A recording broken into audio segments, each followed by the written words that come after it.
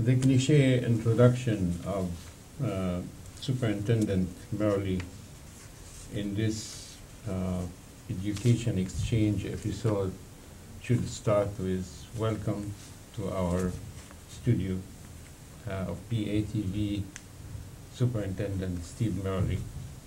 We are very happy to have you. It's a privilege, it's an honor.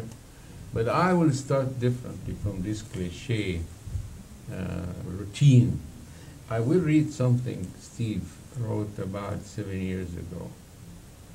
And when you write something 7 years ago, you don't expect your host on the show to read it. But I have good memory and I have good cataloging influence here.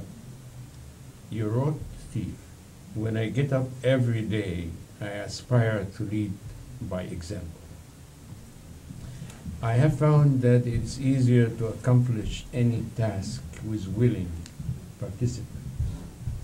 Leadership in education requires a commitment to serve. Leadership first, leaders must listen. Through listening, we seek to build community. I try to do this by being present in classroom, staff, and students, where real teaching and learning takes place. Being present fosters empathy, and that given the current anti-public education format across the country and the budget changes we will face over the next decade is vital to fostering this course needed to develop creative solutions. Don't you think that this has a lot of premonition and prediction? It does. It does. We're struggling through many of those things that I talked about at that point in time. There's certainly a struggle with the budget. We see that at the state level and somewhat at the federal level, and certainly concerns with some of the political actions right now in terms of their support or lack of support for public education. But Steve Murley is a man of his word, because when I look at this and look at your actions over the last 7 years, so I remember the first time I interviewed you for the Press Citizen. The title of my article was the optimism of having you in this place, and the education system will look very different, which actually what happened. Everything that is written here, all the vision that you wrote here in this particular article, I think, is what's going on here. Yes, you lived in the classroom. Yes, you did that. Yes, you implemented new curriculum. And there are very strange things like, for instance, you talked about enhancing collaboration to deal with the new challenges and plan for future changes in teaching and learning. Encourage creative approach to curriculum. That's exactly what happened. And fiscal policy, recognizing the creative input of our educators will be crucial to our long-term success. And then you talked about promoting critical thinking. As we seek solutions for public education, it's likely that we will have many suggestions for improvement, requiring us to make judgments and decisions within the context of our system as a whole. I believe, that's Steve Murley, that the more input we have in this thought process, the greater the likelihood that we develop stable solutions. And if you look at the whole planning, the strategic planning, all these meetings that you did everywhere in this town, you go there and parents are sitting around tables and you are passing and collecting their opinions and standing by the flip chart and writing, and your assistants are everywhere scattered to collect the input of the community. So everything you told us here, you actually did. And for this, I'm not complimenting you because I work for you. Neither me, nor John, nor Mike, the three old guards of this show, and neither one of us worked for this. And this is not a district even program, but we have to make sure that we convey the facts to our audience, and especially when, as you said here, public education is under attack, and it still is. It still is. Yes, it is. From looking at the accomplishment of 17, 18 students, let us talk about students first. Well, one of the things I think that particular article was Yeah. a real harbinger of is you look at the growth. And you think that we've been growing at about 300 students a year. Really a testament to the strength of this community, that it's such a magnet, that it continues to draw families from across Iowa, from across the Midwest, from across the country to come here. I know I always tell people I came here for the professional opportunity, but for me it was also that personal piece of having my children go through school here. I've got one who's graduated, matriculated out of the University of Iowa, and one who's now unbelievably a sophomore already in high school. But we continue to grow. I think at the end of the year, it's such an appropriate time for us to have the opportunity to, as the article said, to recognize that it's the interactions that our students have with our staff, whether it's our teachers, our support staff, custodians, our bus drivers, our administrators, and to thank them at the end of the school year for what they do for our children every day. We've got over 2,000 employees in the district helping those 14,000 students as they navigate through school over the course of the year. You know, you look at some of these statistics, they're kind of mind-boggling when you think about that, the number of meals that are served, the number of miles that are driven, and that's all in service to learning. Let us tell our grow. audience about the number of meals here. I mean, it's just amazing. Well, you look at that, 10,500 meals prepared every single day. Last week was School Nutrition Week, and it was an opportunity for us to say thanks to those hardworking staff members who many people don't know who they are, and they don't see them, and many are behind Unknown the scenes. soldiers. And they do such a wonderful job making sure that all of our kids every day are fed and nourished Right. and ready to go. And I think other people may not recognize that it's not just school lunch, which they may be familiar with as a child, but it's also school breakfast, the number of breakfasts that we serve, and that's over 2,000 every day. You look at the number of kids, we've got about 15,000 students in the district, and about a third of those are transported by bus every day. I always tell our bus folks, we were meeting with them today, for most of our children that are those bus riders, those 5,000 students, the first person they see in the morning that they connect with school is their bus driver. And they're waiting there at the corner. Hopefully now it's light outside, but in the middle of the winter it's dark. And that first smiling face that they see as they prepare to go to school for the day is that driver. And for many of them, it's the last face of the school district they see at night. We always remind them how important it is, the work that they do, because when they do a good job, whether it's transporting the kids to school or serving them breakfast or lunch, it helps our students come to class better prepared to learn. So we're very grateful for that. And then, of course, our teachers and our support staff. We've got such a wonderful cadre of instructors and professionals that are there in the classroom to help those teachers teach. And you can really see that. I think that graphic on the bottom there in the left-hand corner is the one that I think as a community we should be justifiably proud of, and again a reflection of our staff. But you look back in 2013, our graduation rate was about 88%, and today it's about 94%. And that's really a testament to what's happening, not just in our high schools, but at our junior highs as those kids get ready to move on to high school, and our elementary schools.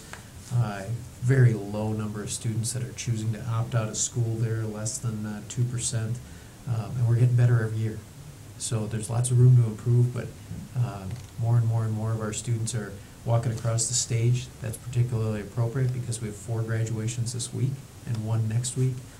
We start on Wednesday with our Transition Services Center, and it's just such a rewarding opportunity at this time of the year to be on the stage. Let us tell our audience about the transition. Sure. Because I am familiar with it, but many viewers don't even know that Sure. it exists.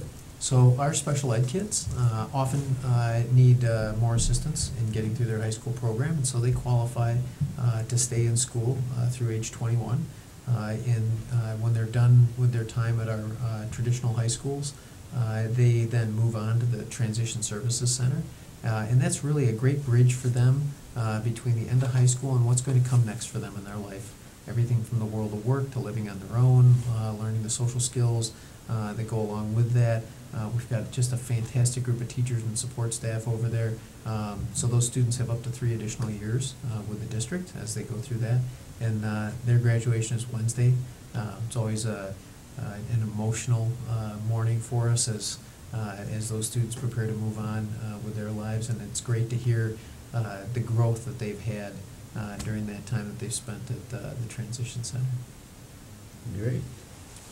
And I think the other thing that's important to recognize is we've got our West graduation, our first graduation for Liberty, let me come back to that, our city graduation, but then next Tuesday is our Tate High School graduation. So if you will, our bookends for graduation are the Transition Services Center and Tate High School. And I think that that showcases the dedication that our district and our community has to making sure that every child gets the education that they need, that fits their learning style, and fits the plan and the path that they have. And so Tate High School students graduate next week on Tuesday, and that also includes students that are in our Phoenix program. We have many kids, not always our kids, they frequently come to us from other communities who are over the age of 18, not yet 21, don't have a high school diploma. That's really the minimum threshold you need if you're going to succeed in society. And they come to us without that diploma, and through the Phoenix program, we're able to get that for them before they turn 21. And so our Tate High School students and our Phoenix students graduate next Tuesday night down at the Angler, and that is a spectacular evening. Before we continue the achievements record here, I want to ask you, is there any moment that you felt a little frustrated during the whole year? During this year, I would have to say during our legislative session. Let us talk about this a little bit, because what's most, there's a couple things that are frustrating. Finances have been frustrating since that article, since I arrived here in 2010. It change. And there, unfortunately, there hasn't been a lot of change with that. Realistically, during that 8-year period of time, there's only 1 year that I would say that the state's adequately funded public education. The other 7 years, we've struggled to make do with the money that's available. And I certainly understand tight budgets and the need to make prioritized decisions.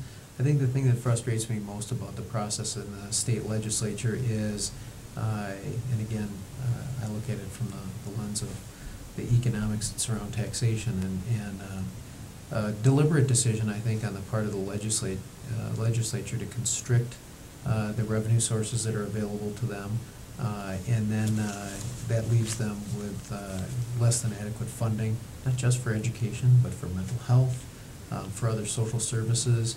And that really forms the web of support that our students and their families need. And so it's not just what happens during the day in school, but for these families, it's what happens before and after school and during the summer. And I think that really sets our community up at a disadvantage in not being able to provide for those students and their families. Yeah, I can feel some agony among a lot of people who have had high hopes that their legislature would be more supportive, and they suddenly feel that they were let down.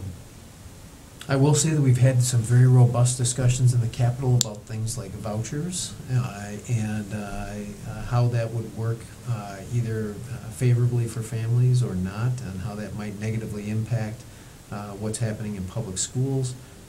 I will say that legislators on both sides of the aisle were open to having a vigorous conversation about that, and in the end, that didn't advance. I was very pleased with that.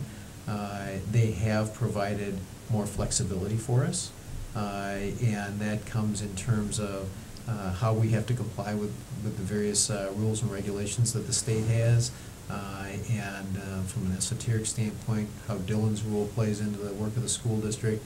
But also, as we look for, we talk about looking towards the future, and we know that computers are playing a bigger role in education every day. We can certainly talk about the one-to-one initiative that we rolled out at the high school this year.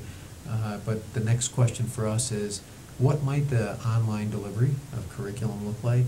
We're not sure at this point in time, but they've given us some flexibility to start exploring that. So it wasn't all dark in Des Moines. Sure. I think there's still obviously room to move with school finances and some of the other issues that are there.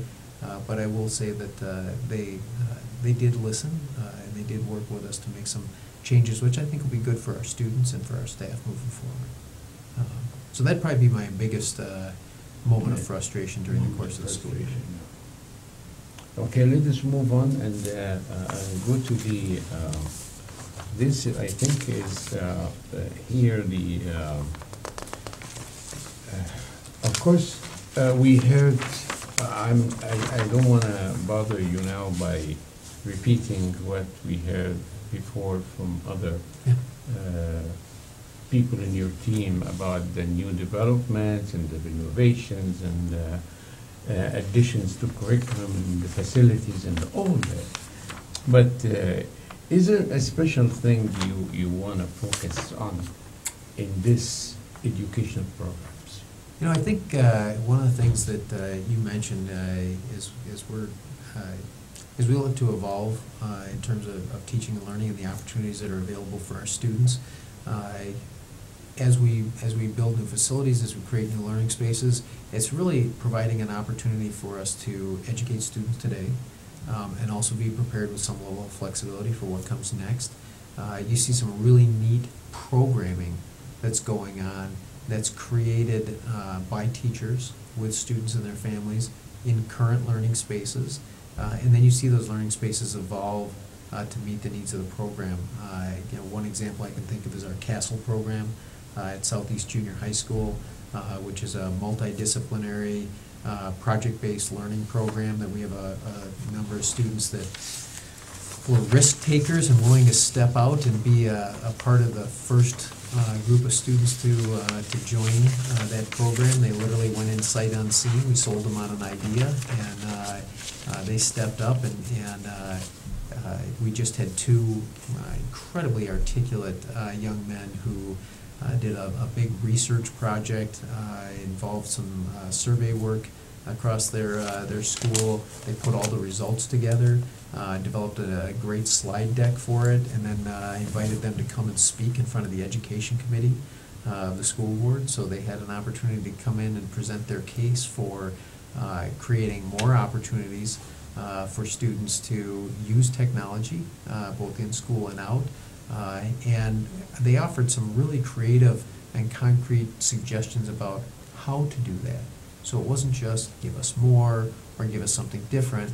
It was, if you give us something more and something different, might it look like this or this or this? And so that was really affirming in the sense that you could see their learning on display. And it was a result of the work that they did in that program, which was brand new this year. I said earlier I'd come back to it, but we've got this one-to-one initiative that we rolled out at the high schools. We'll take it down to the junior highs next year. We were just able to announce to the high school students that they're able to keep their Chromebooks over the summer. Right. And we're really hopeful that that will create other opportunities for them to continue to learn and grow. We know that use of those software programs is enhanced through practice, so now they've got access to them over the course of the summer. They've got access to all of the informational resources that we use during the school year. So if they're so inclined, they have that opportunity to continue learning over the course of the summer. We also know that many of our families have great access to the internet. Not all do. And for those that don't, they're able to check out a hotspot that gives them the opportunity to use their Chromebook when they're not at school. They'll now have the opportunity to use that all summer. And some of these families are not so privileged. That's right. And that's what gives me the sometimes the feeling that diversity in our school is getting really a lot of support. Despite what I read couple of, maybe the last few days, there was some attack by an article in the paper about our district educational system in general is trying to emphasize the merit kids and the successful kids, and there are people are falling in the cracks, and I just want to emphasize here, and this is my my take on that, is that really if a kid would like to achieve in our school, there are many ways to do it, many programs. And now we have, in addition to the diversity support, and you hired a lot of people in this area, just their job, whether they are dean of students or associate principal, they are doing their best to bring kids, give them all the support, who don't have the same chances that others get. But now they are having these chances. It's up to them to, the menu is there, but you order. And that's my response to what was written in this paper recently about that system favors the achievers. Well, the system encourages the achiever, it's true, but in the meantime, it offers a chance for everybody to achieve. You know, you raise a great point. I think one of the things that we've recognized, and I think that one of the things that I shared in here was our ECT scores, and one of the things that we're really proud of is that our ACT scores as a district continue to remain very high, and every year more and more children choose to take the exam. And one would presume from a statistical standpoint that as more students take the exam, they might be students that weren't taking that in the past, and that you might see your average go down, but we are not seeing that. We're seeing our average maintain a very high level. So we know that one of the things that told us was that the students that are choosing to take the test now have the capacity to do so much more. So we started looking at the opportunity gap and asking ourselves who was taking those high-level classes off the menu that you described, whether they were honors or advanced placement courses, and who wasn't. Mm-hmm. And so we're in finishing our first year of working with equal opportunity schools, and the whole premise behind that is set a benchmark and understand at what percentage your affluent majority students are taking those high-level classes, and then look at each of your other subgroups to determine where there's gaps, and then to go out and actually work individually with the students and help understand from them, what do they aspire to? Who is an adult in the school that they trust? And then we're able to reach out to those adults and say, Dr. Elkadi trusts you, so he's not taking very hard classes. Might you go to him and encourage him that when he gets to the menu that you described, maybe not geometry, maybe geometry honors. Right, exactly. Maybe advanced placement, U.S. government. And many of those students are telling us that they've never received that kind of encouragement before, but with a little bit of encouragement, they'll take those harder classes. Now, what does that do for them? Well, certainly as they consider what's next, that opens another door for them. Right, And so we're really excited about that. We figure within a couple of years, we're going to start to see some really marked changes in course taking. And then we will see that hopefully in matriculation patterns. Where do students go after they're done? Right. We should see that rising tide should raise all of the boats in our fleet here. And we're really excited about where that might take children, take our young adults as they get ready to graduate. One of the other metrics that I shared in here was the number of students that are taking courses, either post-secondary education opportunity classes at the University of Iowa, or Iowa classes on our campus, or students that are going out to the regional center at Kirkwood Community College. We continue to see those numbers grow across those academies, and we know that those students are getting a chance to get a taste of what college life looks like, whether it's 2-year, 4-year school. They're getting a chance to dig a little bit deeper into something they think they're interested in, They may find that it reinforces it, they may decide that's not for me, but now I'm gonna choose something that's a better fit. So those are just some wonderful opportunities that are there for students as they If they get ready. start looking and they feel they are really digging and trying to discover it. You see, one of the things that this is a little personal, but my daughter was accepted at Harvard, and she's going to go there.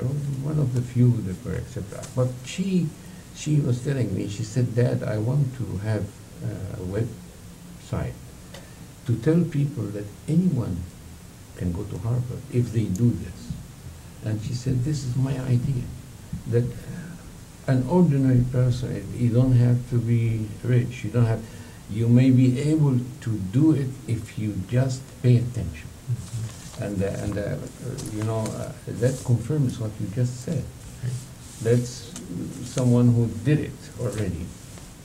And you know, when we stand there, I have the privilege of standing on stage on Friday and Saturday and watching as the students come across and get their diplomas. I know from working with the counselors and the principals and the teachers at those schools, I know where our children are going when they leave here, and the bright future that's open to them. And it's really our goal as an educational institution, it's our goal as teachers and those that support the work in the classroom, to make sure that when students leave, they have as many choices as possible available to them. Horizons open Yes. for them. And on this note, I can't thank you enough. I know that we brought you here in a during a very hectic time of your That's the best time of the year. service. It's the best time of the year. But I'm so happy that you still keep the same enthusiasm that you showed in our first show here. The same enthusiasm, the same motivation, the same strength and youth, despite some more gray. You're not A lot more. A lot more. It's You will okay. not have all that. You have to work very hard for it. And on this note, Steve, congratulations for a very successful year. Thank you. And we are looking forward to have you more and more years here in this community. I'm We'll looking forward to it. Looking do our forward to it. best, and to our viewers, I can't tell you how much this is a great chance to say goodbye for this school year. This is our last episode, and we are very happy to have the superintendent giving us some reflection and showing us the horizons for the future as well. Pleased to Steve, be thank here. you. It's a wonderful year. Thank you so much for everything that you do for us and helping share our stories with the community. I'm sure that the people who are watching us now live, because we have live streaming. Yes. We didn't want to tell you, but but we were live streaming. We will continue on YouTube the same night, so we are already in our channel on YouTube. Excellent. And starting this week, we'll be on channel 18, channel 21. That's your personal, your district channel. Right. And we are so delighted to have you here. Thanks to John Karoff, Michael Peterson, and the team of Public Access TV for hosting us all this time and doing all these episodes. Thank you. Thank you. To our viewer, have a very good night from beautiful Iowa City.